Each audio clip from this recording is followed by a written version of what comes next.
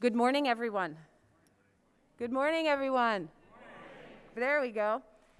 I'm Jill Meyer. I'm the president and CEO of the Cincinnati USA Regional Chamber of Commerce, where we work on behalf of thousands of businesses across our 16-county, 3-state MSA.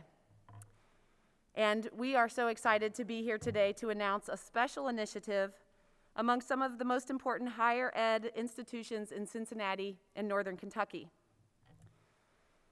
Joining us today are Northern Kentucky University President Dr. Ashish Vaidya, Gateway Community and Technical College President Dr. Fernando Figueroa, Cincinnati State Technical and Community College President Dr. Monica Posey, Miami of Ohio President Dr. Greg Crawford, our Chancellor of the Ohio Department of Higher Education, Randy Gardner, and Aaron Thompson, who's the President of the Kentucky Council on Post-Secondary Education.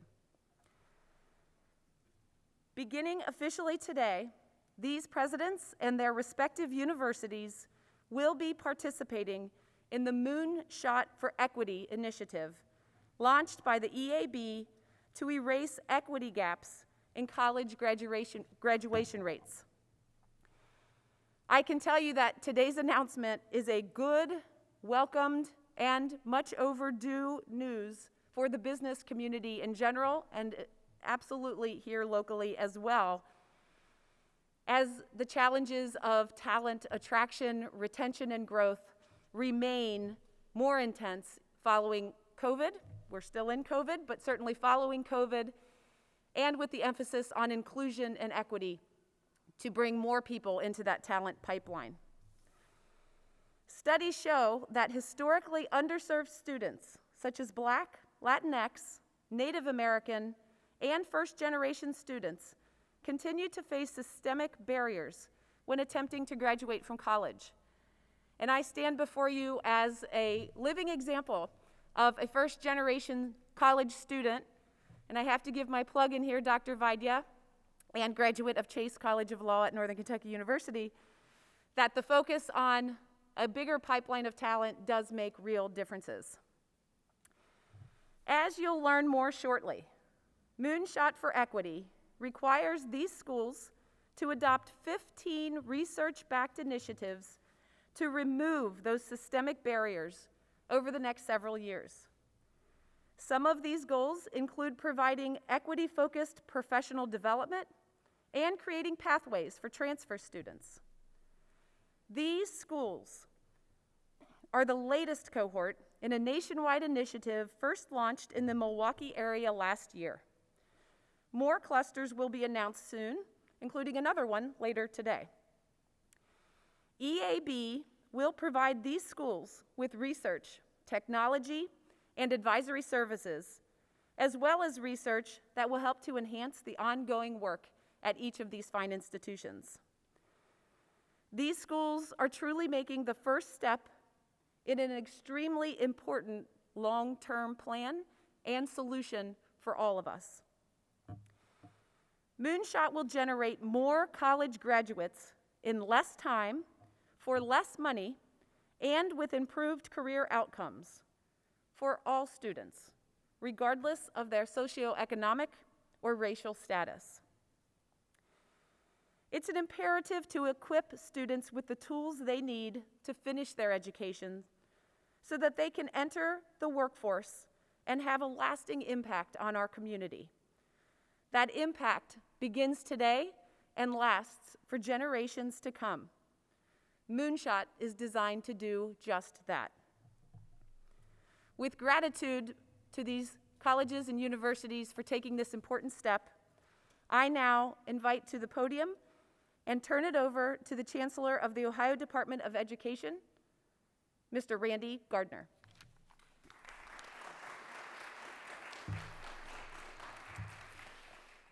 Such an honor to be with you today, to be invited to be part of this celebration of what we can do together to elevate higher education and change lives. It is really a day like this one. It is the chance to work with these college leaders, these presidents.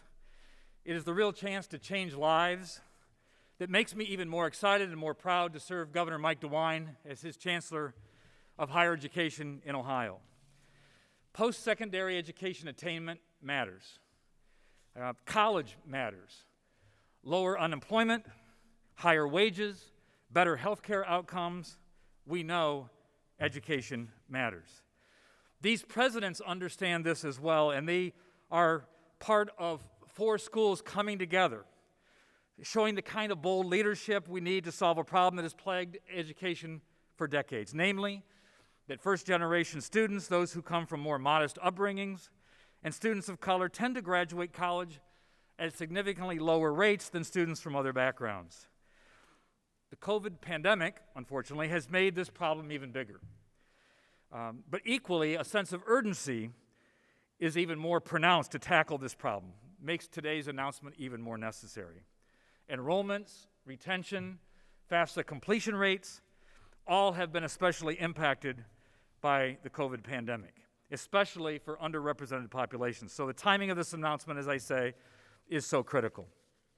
I want to congratulate EAB and the partnership. I've read your 15 best practices to erase equity gaps. I'd like to go through each and every one of them in detail. No, I can't do that. They've told us 3 minutes, that's it. So let me just highlight a couple of them.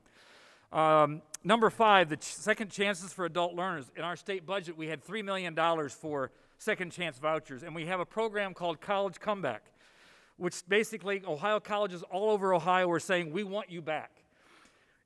Even if you have debt, we want to welcome you back to the classroom, and we will find a way to bring you back. College-level gateway courses, that's number 9 on the list. The Ohio Association of Community Colleges listed that as their number 1 priority going into 2021. Governor DeWine provided $4.5 million of GEAR funding to encourage co-requisite coursework because we know that improves graduation rates. Dr. Posey, thank you for acknowledging that. Pathways for transfer students, number 12. If we are truly all in this together, then we have to do everything we can to break down the barriers and to support transfer students. Just excited to be here and be part of this message today. I'm proud to be standing with here education leaders and community leaders who understand this challenge, who are committed to doing the right thing, and who are willing to cross the river and any ideological differences to serve a greater purpose. For that, we are truly all in this together. I applaud you, I thank you, and I'm excited to work with you. Thank you very much. Appreciate it.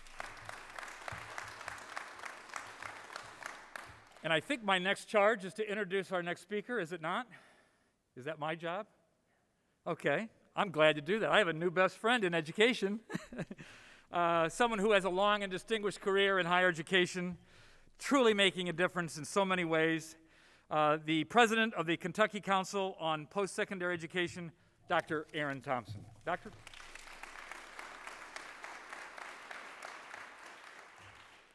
I think the biggest charge I had today was stay within 3 minutes, so I figured that was more like 7 or 8, but I'll stay here. It's important for me to say this before we get started. It's really good to be at this event.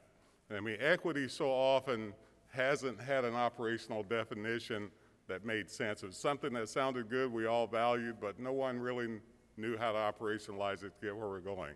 Good to see my good friend Tom. I've known Tom for a long time. I'll introduce him here in a second. But I want to tell you in Kentucky, and I'm proud to say this, in the last 3 years, we've been closing gaps as fast or faster than any other state in the union. And I'm happy about that. Reason why we focus on it are Kentucky Community and Technical Colleges, and I have Paul Zarpada, who's the president of that system, and Lisa Damaris, who's the chair of the board. Our community and technical colleges, along with their 4-year institutions, have made it a point to do that. So this moonshot is actually, in my opinion, taking it to the next level, and we're happy to be a part of that. Now, as a kid who's from Appalachia, who's a first-generation high school student, father was illiterate, mother had an 8th grade education. High school was a place that was foreign to me. It was an immigrant experience. And without the faculty, the staff, other students helping me, it was really important. So when I took over this role several years ago, there's things that we did based on a lot of the stuff the Complete College America and us working together decided to do. First of all, outlawed every developmental education course for our four-year institutions, and our community colleges could have one. Those are things that are important. These are the big inputs that we have to get where we're going. This is, once again, going to the new level of input. That's why if we're going to talk about transformation, our approaches to student success has to look on what still is left yet to do. We have to look at the barriers that we're setting up individually for our students, not focusing on who they are. We have to change the paradigm from teaching to learning, and we have to look at what it means to know that 1 in 10 of our Kentucky students are minority, 2 in 10 are over the age of 25, 3 in 10 first generation, 4 in 10 low income. If we don't target the efforts to really focus on those that are the most disenfranchised, we're never going to raise everybody up. And that's what our philosophy has been in Kentucky. That's why this time takes us to that new level. I'm happy to say that I'm very much gratified that I can be a part of this. The other item that I would ask us to think about are all of our nomenclature. What does traditional student mean? What does it mean to think about, even looking at those that we've measured to be adult learners by age 25 and more, we have so many students in Kentucky that are under 25 but have all the criteria of adult learners. They have kids at home. They're trying to take care of families. We need to look at exactly what it means to focus holistically on the learner and not on exactly what we're doing at a macro level just simply because we were told that's what we had to do 20 years ago. It means looking at it truly from where we want to be in 10 years from now, not where we were at 10 years ago. So Tom, as EAB brings us this new knowledge, as you bring to us the new sort of invigoration toward this moonshot as it was many years ago, as a kid seeing the NASA ship being launched, landing on the moon. The surrealness of that was as much as what I would call new innovation as it was for me getting in high school and going to college. That's the level of understanding that we still have to have with many of the students that we're dealing with. I'm proud to be a part of this group.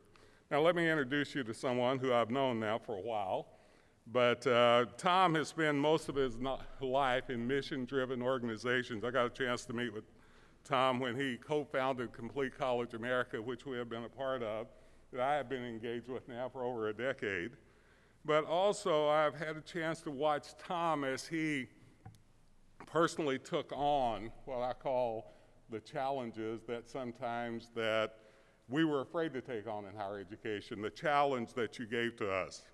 As Tom joined EAB as the VP for partnerships, I told someone at the time, we're going to miss Tom in this role in Complete College America to kind of give us that little extra sugar. Tom, we're getting it now, my friend. Welcome. Come on up.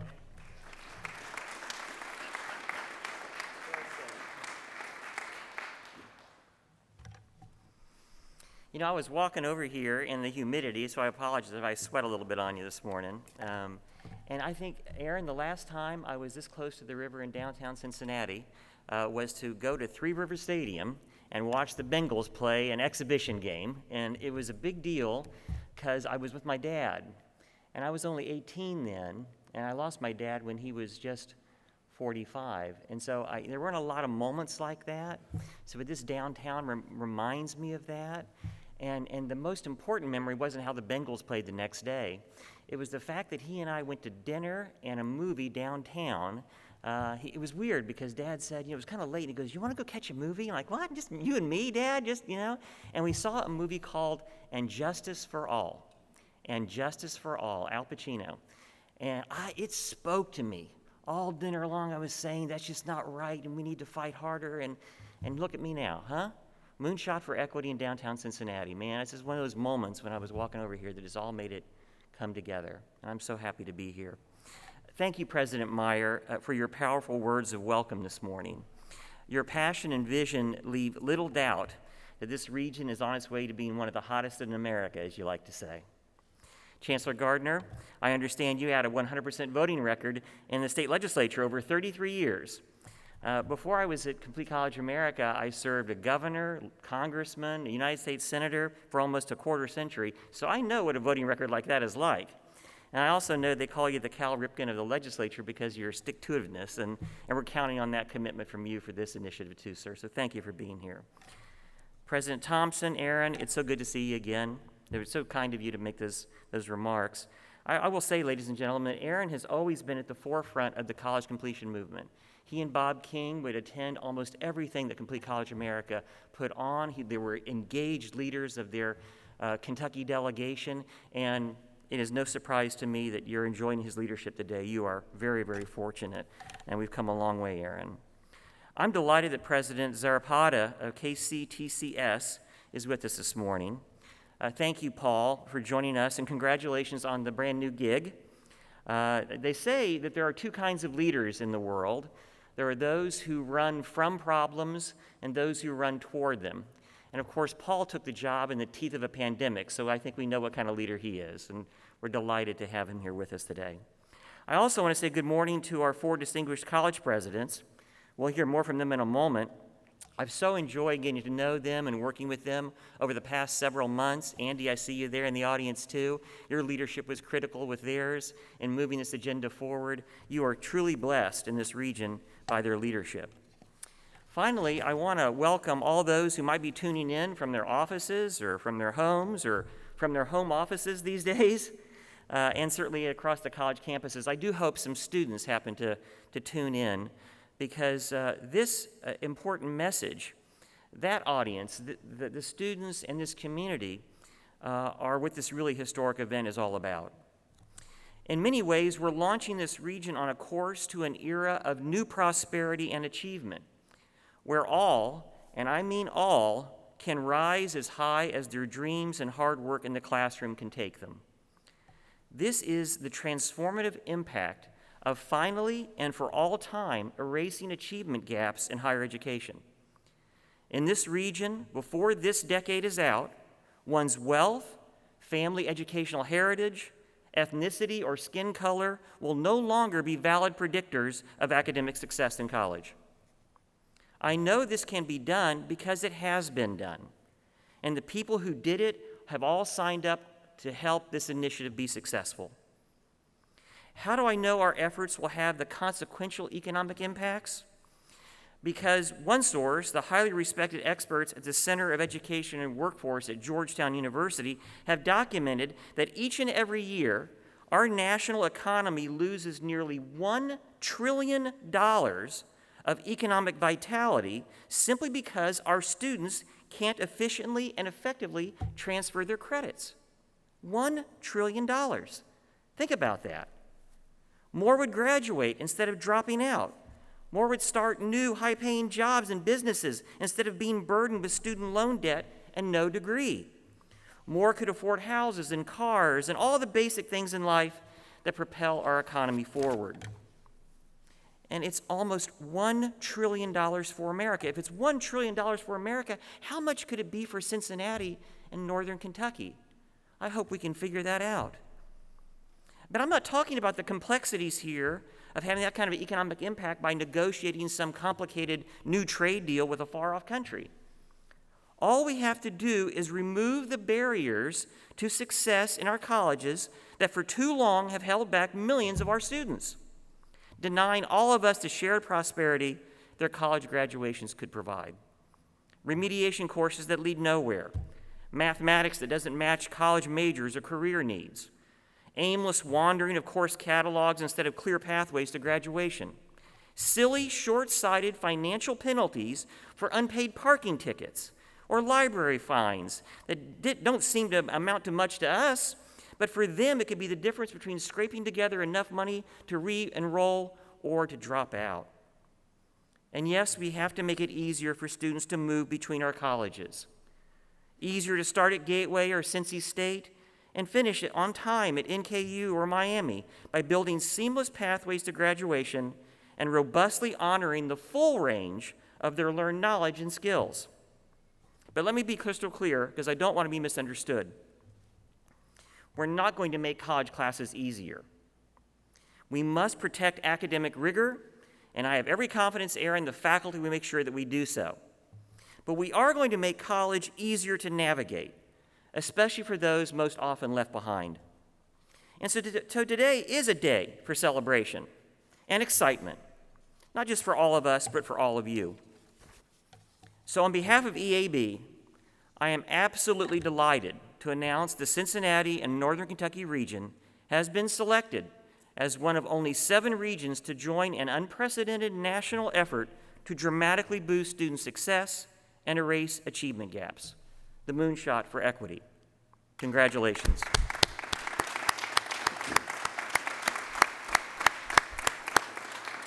Let me wrap up by real quickly just addressing this whole notion of a moonshot. Why a moonshot? Why a moonshot? Because time and again we've shown in America that when we all work together in public and private partnership, summoning all of our collective expertise and talent, we can work urgently to accomplish a clear, transformative goal. Here today, we're committing to erasing equity gaps by income, first-generation status, race, and ethnicity within our colleges and between our colleges by 2030. 60 years ago this week, President Kennedy laid down his famous Moonshot Challenge. Of course, we all remember that he said we choose to do these things not because they're easy, but because they're hard. That's clearly a powerful and memorable turn of phrase. But it's the rest of that sentence that actually holds more meaning for us today. Kennedy went on to say that going to the moon, quote, will serve to organize and measure the best of our energies and skills, because that challenge is one that we are willing to accept, one we are unwilling to postpone, and one which we intend to win.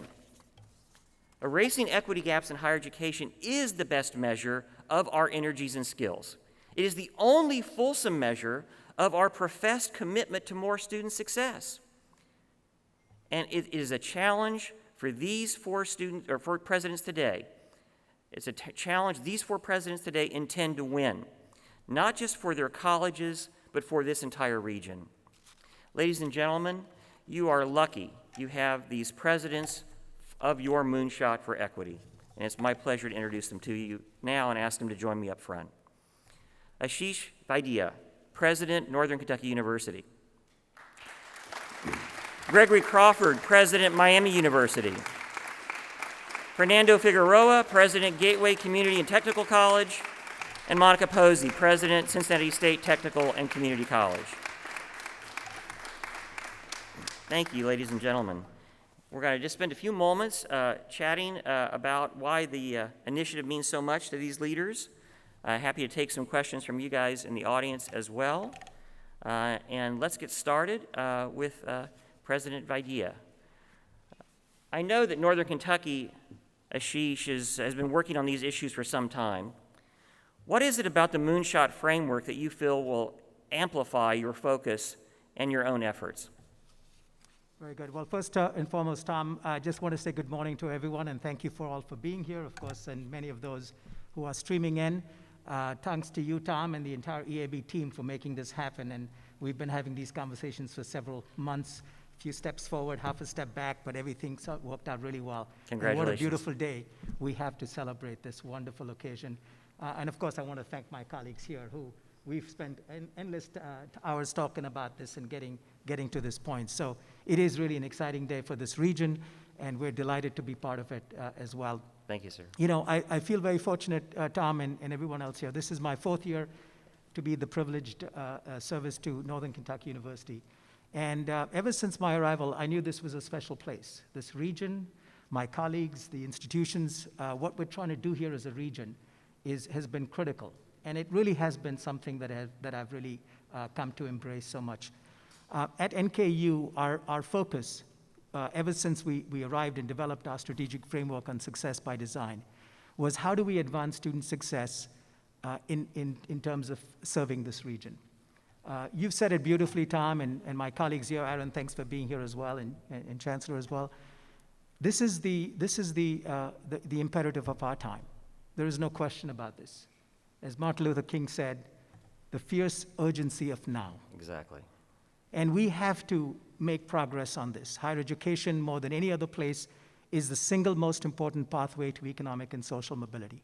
And so NKU's vision to become nationally recognized as a student-ready, regionally engaged university that empowers diverse learners, and that's the key for economic mobility. So this was a perfect sort of alignment between what EAB is trying to do as a national initiative and what NKU and its partners were already kind of seeking to do. So it just made natural sense for us to be partners with this and adopt those 15 best practices along with all the expertise that we will have and the technology to better serve our students and close equity gaps before this decade is done. Thank you, Ashish. Let's turn to a community college perspective now. Monica, I'd love to ask you about your reactions to this opportunity and especially how you think about transfer and the important role that transfer plays in this region. Thank you. Good morning, everyone. I wish you could see my smile. Yeah, mine Just too. imagine it. So at Cincinnati State, we really have been on an equity journey for years. And thank you, Chancellor Gardner. The support from Ohio has been amazing. And the funding, we plan to use every dollar. And we also really are led by our provost, Robin Huss. All our faculty, our deans, our staff, the advisors are very passionate about equity. And we've implemented some of the best practices, and we want to go further. And we want to do more around transfer because it's about students' goals and their dreams, and many come to us with the dream of transferring to these universities.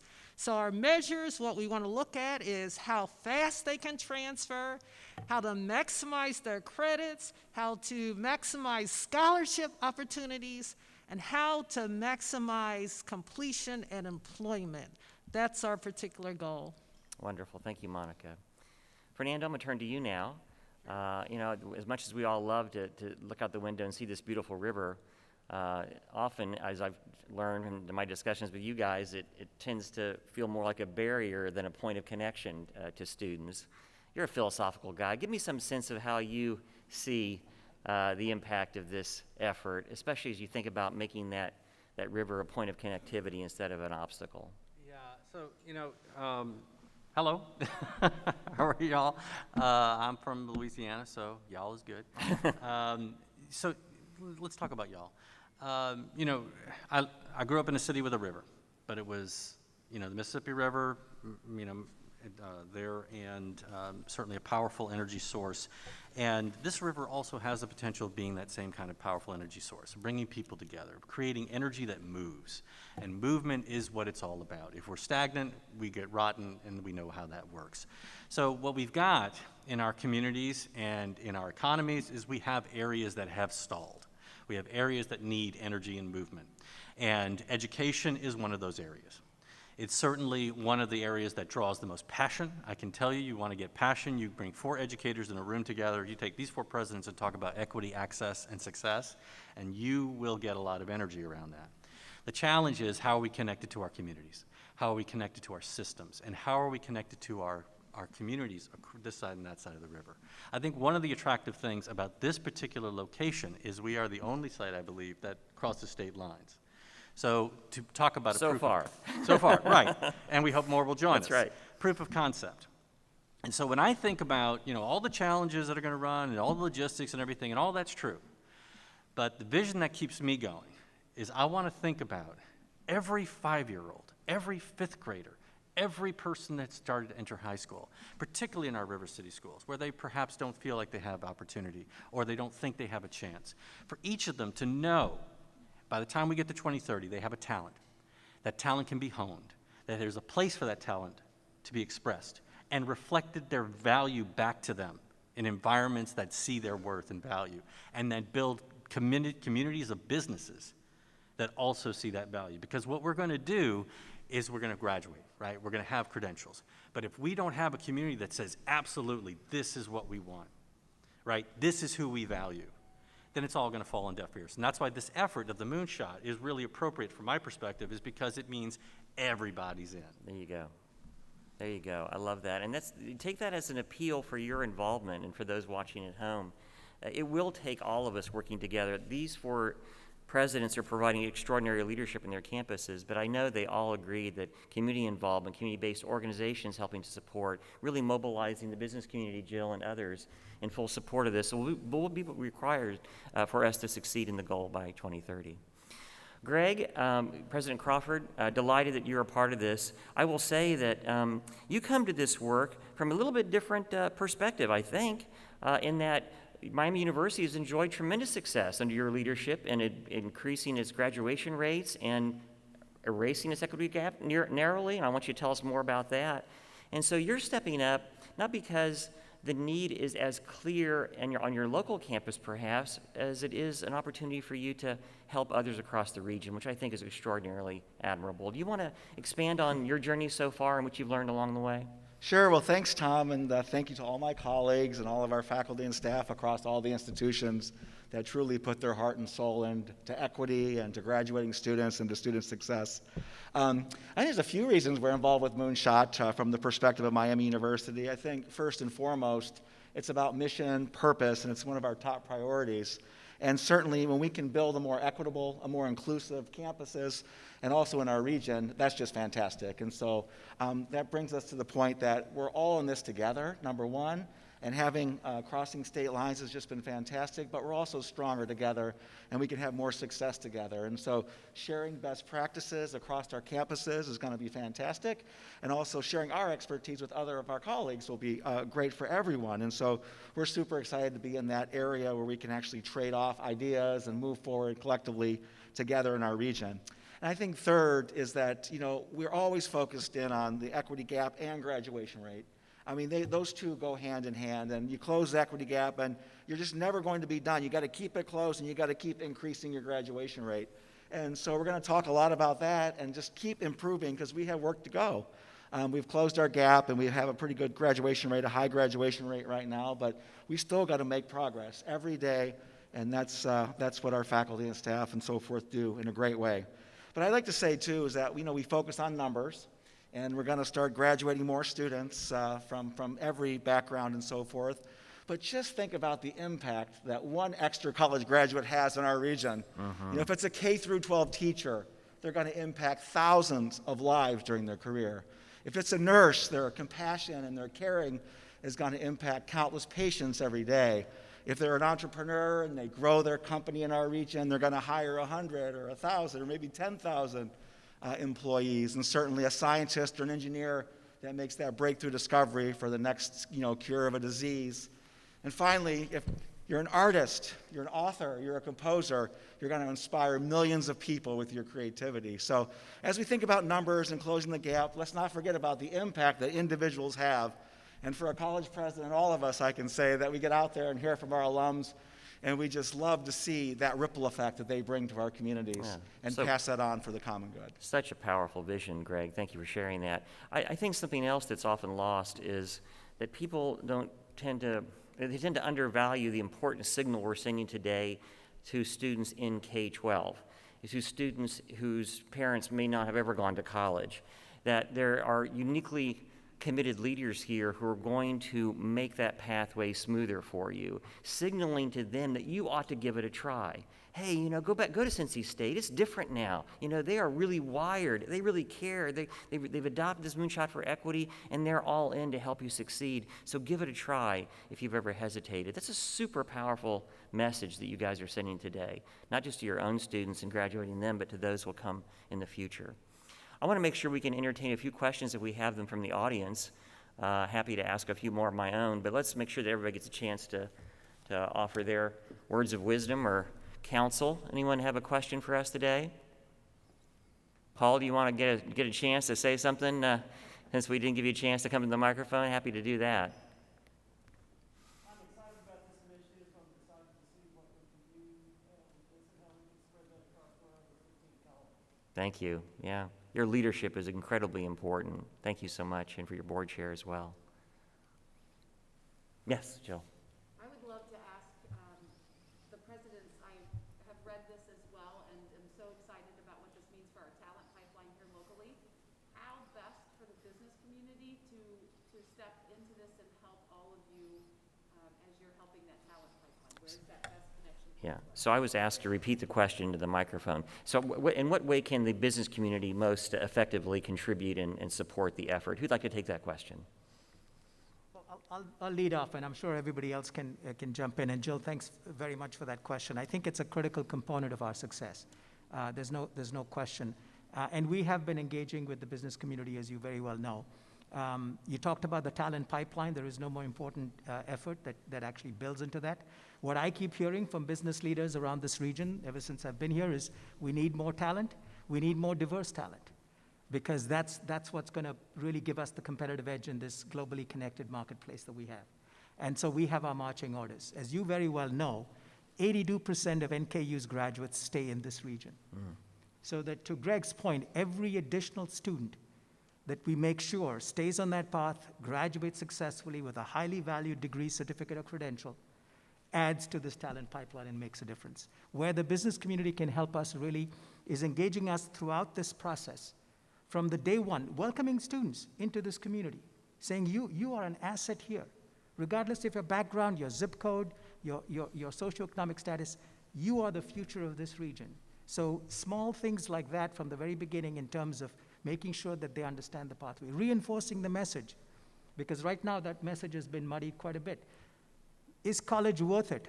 I never would have imagined that question would have been posed. And time and again, we have seen that unequivocally answered. As an economist by trade, I know I can say that. All the studies prove that without a doubt, college is very much worth it. So the business community can reinforce that message. And then last but certainly not the least, providing those experiential learning opportunities like internships and so on and so forth that create a pathway for career success. There's no better way as part of an education. You're part of the education process, very much part of the education process. There are no walls and boundaries as far as we are concerned, and I think that will make a big impact for us. I want to call on Monica to chime in there too, because community colleges have traditionally had a very strong working relationship with the business community, providing the workforce that they need. Monica, do you want to? Yes, thank you. And of course, at Cincinnati State, we have our cooperative education program, one of the largest for two-year colleges across the country. But like Gateway, we also have clinical experiences and practicum experiences. So the business community, I consider as part of our academic programming. And so we encourage companies to keep connecting with us, learn about our programs, find ways to come on campus to meet the students, be engaged. Many companies are, and we want to expand that. And then understand what we're doing. We're implementing some innovative practices, multiple measures. We've done that at Cincinnati State.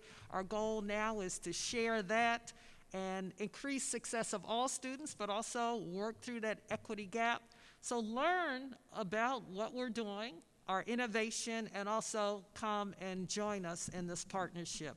Thank you. And I'd also stress, invest in it, Jill. Yes. You know, the philanthropic money that was so supportive of the college completion movement at the beginning, back in 2009, 2010, Gates, Lumina, Kresge, Kellogg, and the others, that money is spread so thinly now across the country, right, Aaron, that, you know, we really need to engage local philanthropies, regional philanthropies, large employers to invest in this moment of transformation.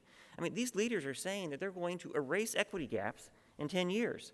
And there's a very prescriptive MOU that, as you know, serves as the backbone for this. This isn't just nice words. This is real hard work that's measurable, with metrics associated with it. There's never a better time for business to say, you know what, that's the kind of accountability that we've been looking for. We want to help you get there, and we'll help you fund some of the transformation work that's necessary. So I would encourage that as well. Other questions? Yes, Aaron. Yes, I have a two-part question. One is, and this question will go to Dr. Crawford. Every one of your campuses are doing something really well toward closing equity gaps. I'd like to know what you think that is. The second part of that is, what would you like to double down on, especially with this moonshot? Very good. The question was, what are you doing now and that you're proud of around the issue of equity, and how does the moonshot allow you to double down on some of those things? Yep, so we had 15 points from EAV, and it's interesting because some of our strategies, we have a 6 or a 7-point strategy, but they no doubt are wholly congruent with what EAB is doing here with Moonshot and what we'll do collectively together, and there's areas where we'll actually improve upon.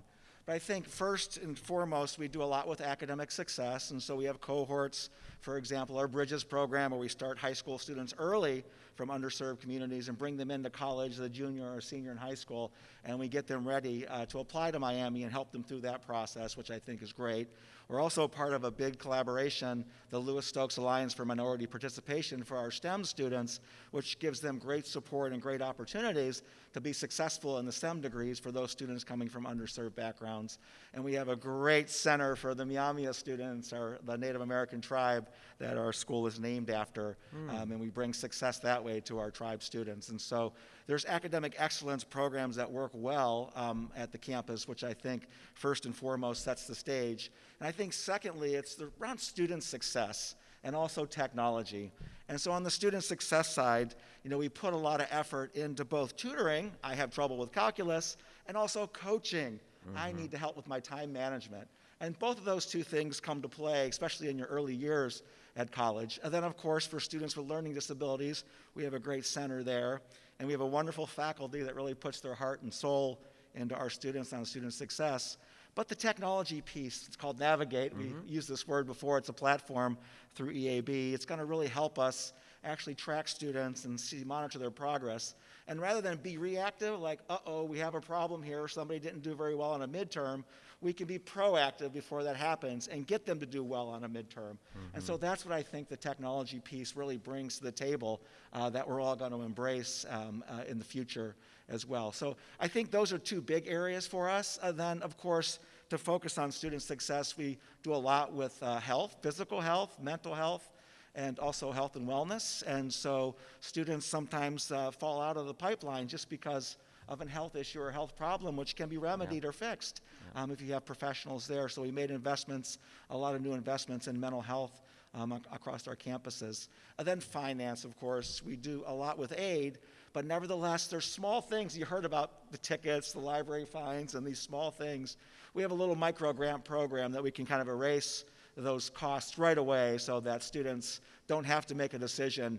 Do I have to pay my small bill here because I parked in the wrong spot versus can I come back to school? There you go. And so we kind of do that aspect. And then our alumni really stepped up during COVID with an emergency needs fund. Yeah. And we put over $1 million into our students to keep them on campus and keep them in school. And so I think that was a big part of it. And then certainly in the end, we want to place students in careers. And going back to the question of what we can do with companies and so forth.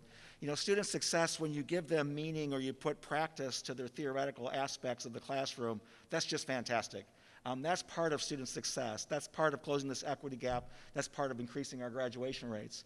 So the more we can do with companies, both early, often, and at a high level, it'll be more important. It'll be very important for closing that equity gap and improving our graduation rates. And so those are kind of a few areas which we work in terms of student success and so forth. And we really will double down on the technology piece that we're all excited about, and that platform is going to help with student success in a big way. Thank you. That question was directed at all of you. Does anyone want to add anything to what Greg said? Greg had a comprehensive answer there. Anything that he missed that you want to expand on, Fernando? You're making some notes. I think that, we've all developed partnerships and networks with our high schools, with the university partners. We have a very strong partnership with Gateway to NKU, and one of the efforts is through our River City schools and the River City Network, where we provide hubs for career technical education, advanced manufacturing, HVAC, IT, the great fields for the future. And I think that, with this River City Promise that we also launched, I think over a year and a half ago, where if a student starts with us, completes with us, moves on to NKU, then they don't have to worry about tuition. And so, again, it's all, with all of these ideas in mind. I think what I would like to see is a more transparent framework in Kentucky and also in Northern Kentucky and in Ohio, I think, of the pathways, right? So that people are not guessing. We are still a loose, baggy monster for most folks that try to understand, like, how do I get to college? Why would I get to college? Where do I get to college? And then what good is it going to do for me? We have the opportunity now, with working with our business partners, developing pathways and competencies related to specific sectors and specific businesses so that we take a lot of the guesswork out. We wonder how we're going to deal with our adult population that has some college but no degree. By working with our workforce innovation boards, with working with our chambers, with working with our business partners to make sure that when there's a downsize at one company, we know there's an upsize at another company. That should not be a mystery, and it should not be be a mystery as far as to how people connect. Getting those kind of networks and transparent landscapes out to the community to understand that dual credit, right, and you know this, Dr. Thompson, that dual credit is still underrepresented by people of color, even though it's been a strategy that has been gangbusters for 25 years now, but we still haven't made that leap. It's when people begin to see, I belong there, right, and they know that there's no mystery to it and it's not a hidden agenda, that's when we start to really make a difference. So I want to double down on that framework and communication of that framework. Tom, I'll just quickly add, and you saw some great examples already here, but one of the things I think NKU has been doing very intentionally over the last year or so, and in fact, in many ways, COVID actually exacerbated that urgency, was this notion of coordinated care. You know, and that's the other, we've talked about that. What are the barriers? And we found even within the university, we're not always talking to each other about the students and thinking about what the challenge could be, whether it's a financial aid problem, a mental health issue, something else to do with food insecurity or whatever it is. And the technology is going to really help us have those conversations so different parts of the community within the campus are well connected to the students and what that issue is. So this model of coordinated care that we're expanding, it also builds on something fundamental. I know we've touched upon it a little bit today. It's not the fact of, especially with the number of first-generation students, as you mentioned, Aaron, whether you in fact, did you feel that you even belonged in that space? That's what really gets to many of our students. Do they even belong on a college campus? And frankly, for decades, we have not made that easy, right? We keep talking about, are you ready for college? And we haven't asked ourselves, Exactly. are we ready to serve these Very new good. students? Yeah. And that's kind of the thinking, this coordinated care model, where we're talking to each other and thinking holistically about the student. Going back to your point, Greg, every student that matters. If they stop out for whatever reason, Yep. that's something that we have lost as a society, and we can't let that happen. So well said. One of the national mentors, I'm going to call on you in a second, Monica, one of the national mentors for the Moonshot for Equity is Georgia State University, where they famously erased equity gaps year after year and dramatically improved completion rates for all students. They're providing technical assistance in the Moonshot to help folks. And if you talk to the folks at Georgia State, they will tell you that the fundamental paradigm shift that they had to adopt at the very beginning of their work was to no longer see the students as broken, but to accept that they were broken and mismatched for the needs of the students today. You can hear from all these presidents that are gone are the days in this region where it's like, welcome to college, good luck to you. It's welcome to college, we're here to help you. We want you to succeed, and that's super exciting, folks. Monica, do you want to expand on any of that? I'll just add the key word is really pathway, that we bring in students, diverse students from all different types of backgrounds and experiences. And we want to facilitate that pathway to completion and to transfer and to employment. So the technology will help us moving towards, at some point, data analytics. We're emphasizing advising. How can we make sure we advise students not just when they come in, but how we have alerts and we keep advising them and retaining them all the way through, and then a smooth pathway advising to their 4-year program as well. That's what we're going to emphasize. Wonderful.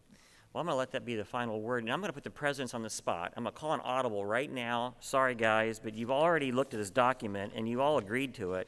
But if the press wants to come forward, we need to give the press some time to ask some questions, too, outside. But if you want to come forward and shoot some quick B-roll, as they say, of the president signing jointly the memorandum of understanding that commits them to the work, I think that'd be a nice touch.